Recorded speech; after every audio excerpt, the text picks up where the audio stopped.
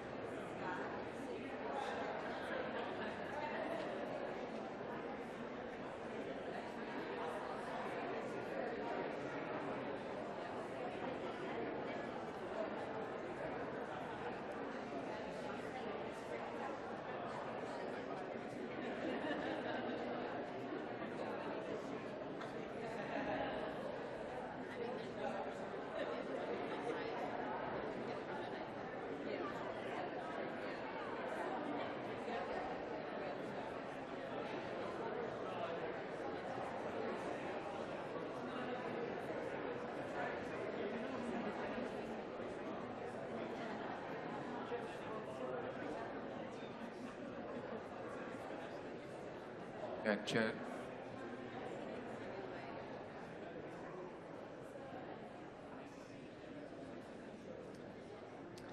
So when people get in the 10 items or less line, I guess it's 15 now, 15 items or less line, and their grocery shop is heaping, is overfull.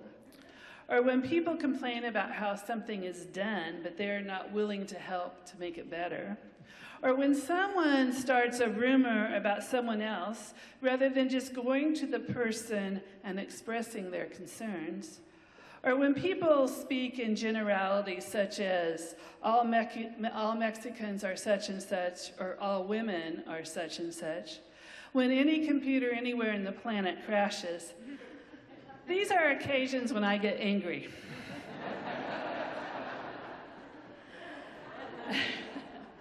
Oh, I was supposed to give Sharman a picture for that. I don't remember, sorry. I don't remember ever getting really furious because I came to church and realized that we were here without any intention to worship. Jesus and I sometimes get angry for different reasons. In the reading for today, it was the Passover celebration, and Passover for Israel was, the way people felt about it was sort of a combination of how we feel about 4th of July, Thanksgiving, and Christmas. It was a really huge holiday. The streets are filled with people heading for the temple, and Jesus arrives into Jerusalem like the center of a storm. His eyes were pointed straight ahead. The moment when they reached the entrance of the temple was very painful for Jesus. There were livestock salesmen. Hebrew worship centered around the sacrifice of animals, and so travelers, some had to come many days' journeys, and they didn't want to bring or carry animals with them for the sacrifice. So providing sacrifices at the temple was a convenience. So there were sounds and smells that we wouldn't normally expect to be in a place of worship unless our sanctuary were next to a farm. There were money changers. Jews were there from all over the world. They brought money from home, from Rome and Greece and Egypt. Imagine how complicated it would be to count the money from the offering if we accepted foreign currency.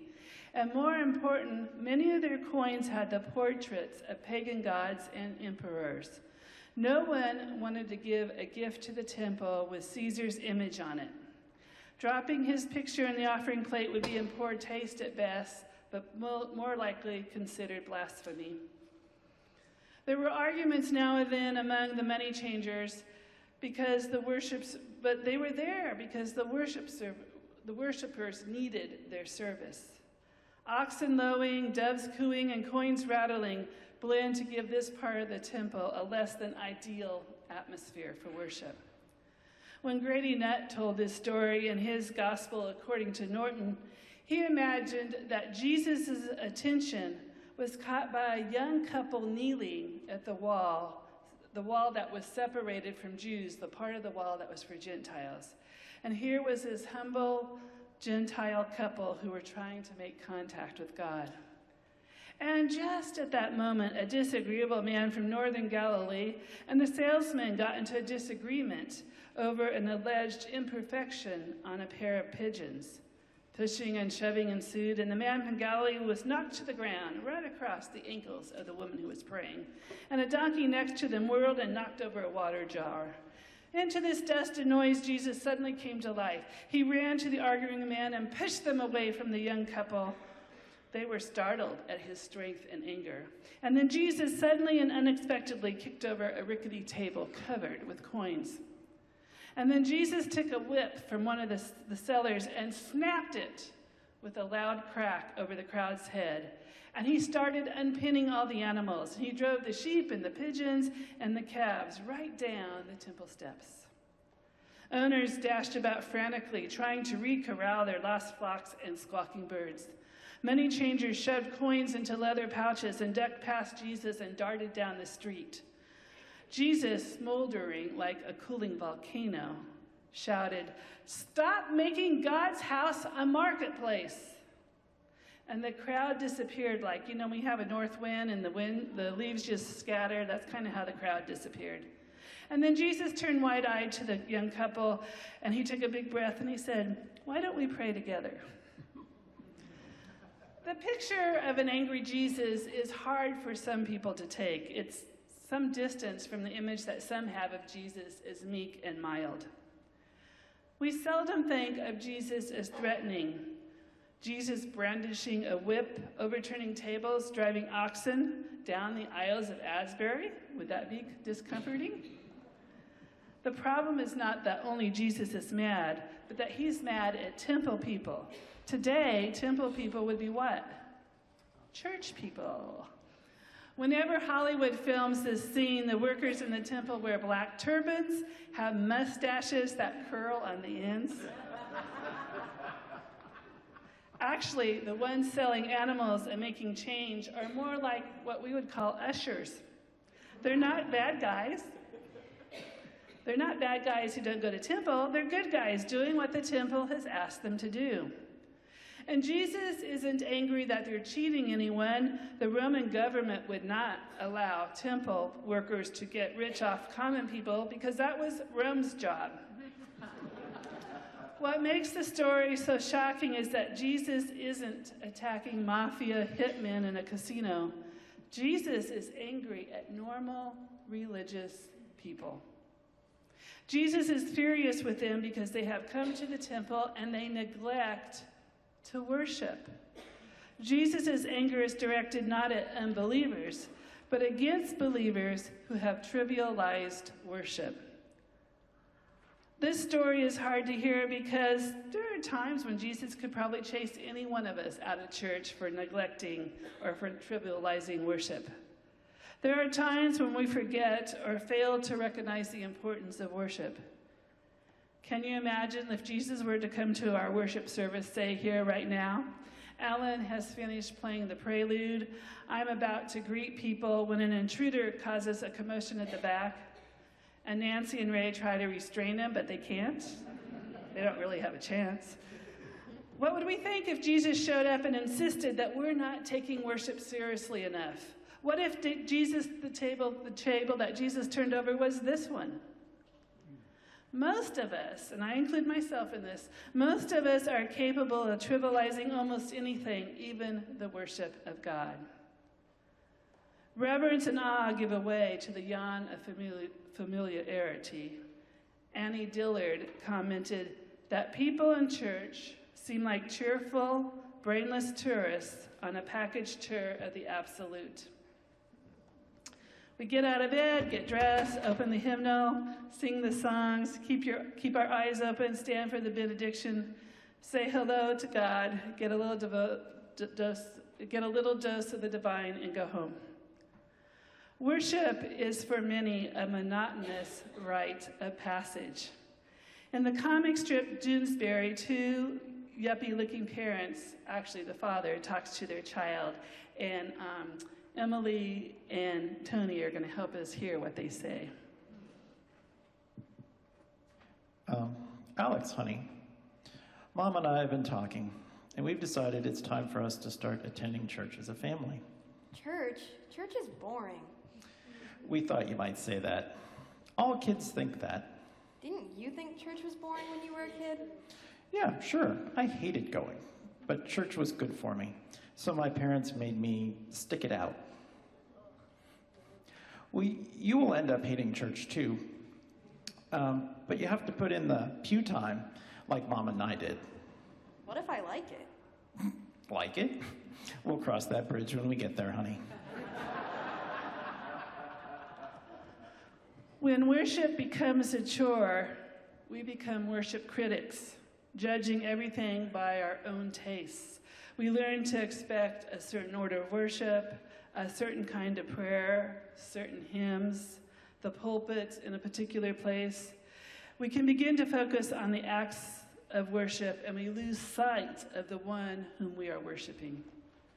Several years ago, when the Hymnal Revision Committee of the United Methodist Church considered eliminating Onward Christian Soldiers in the red hymnals that are in front of you, some of the members of the committee received death threats.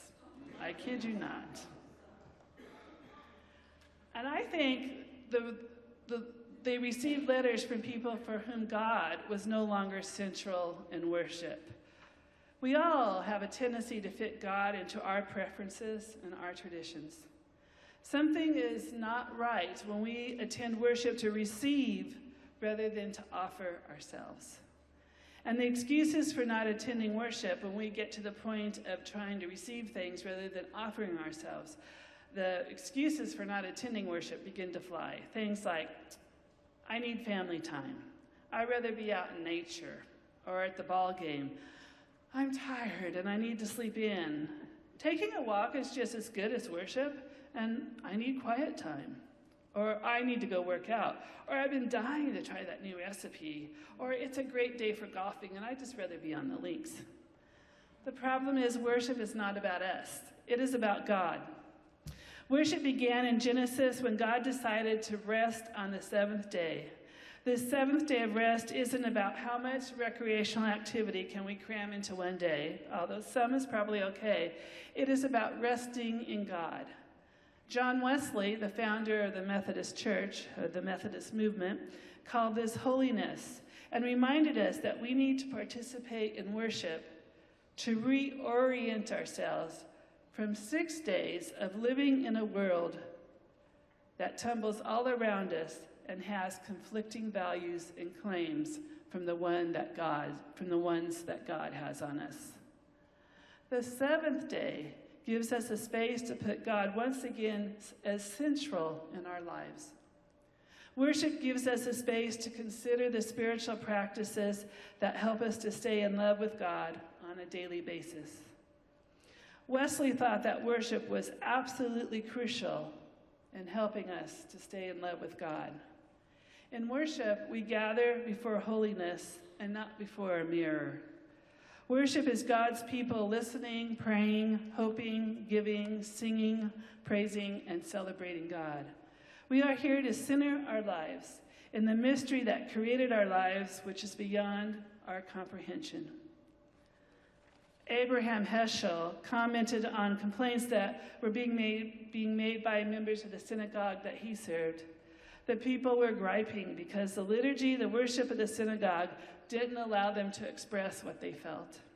The rabbi wisely responded, "The goal is not that the liturgy says what you mean, but that you learn to mean what the liturgy says."